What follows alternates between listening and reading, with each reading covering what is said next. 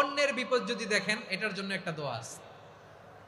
অনেক সময় আমরা দেখি হাসপাতালে ক্যান্সারের থার্ড স্টেজে চলে গেছে, লোকটা হ্যাংলা হয়ে চিকন হয়ে হায়রে কি কষ্ট পায়, দেখি না? বিষ্ণু বলে একটা দোয়া যদি কেউ অন্যের কোনো বিপদ দেখে পড়ে, ওই বিপদ তার জীবনে কখনো আসবে না। শুনবেন? শোনার আগ্রহ আছে? অনেক সময় হয় যে আমরা মহাসড়ক দিয়ে যখন চড়ি, দুর্ঘটনায়, আইরে আল্লাহ, দুর্ঘটনায় মানুষের মাথা একদিকে, দেহ আরেকদিকে, ব্লিডিং, এরকম হয় না? আল্লাহ তুমি হেফাজত করো। বিশ্বনবী বলেন এই দুর্ঘটনা দেখে কেউ যদি এই দোয়াটা পড়ে, তার জীবনে সে কোনোদিন এরকম অ্যাক্সিডেন্টের সম্মুখীন হবে না। শুনবেন?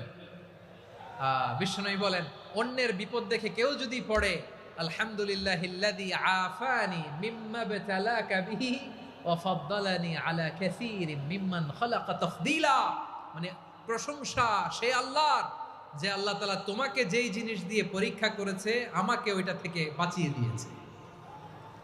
তোমাকে আল্লাহ যেই বিপদে ফেলেছে, আমাকে ওই বিপদ থেকে তিনি মুক্ত রেখেছে, আর তার অনেক সৃষ্টির উপর আমাকে তিনি প্রাধান্য দিয়েছে। সুবহানাল্লাহ পড়েন।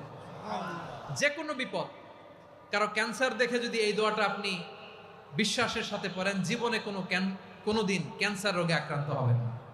দুর্ঘটনা দেখে যদি পড়েন, ওই দুর্ঘটনা আপনাকে স্পর্শ করবে না। যে কোনো কারো বিপদ দেখে যদি কোনো বিশ্বাসী বান্দা এই দোয়া পড়ে, বিশ্বনবী বলেন লাম ইউসিবহু যালিকাল বালা, ওই বিপদ তাকে আর ধরবে না। উফিয়া মিনহু মিন যালিকাল বালা কাইনাম মা কান, সে যতদিন হায়াত পাবে কোনোদিন ওই বিপদ তাকে স্পর্শ করবে না।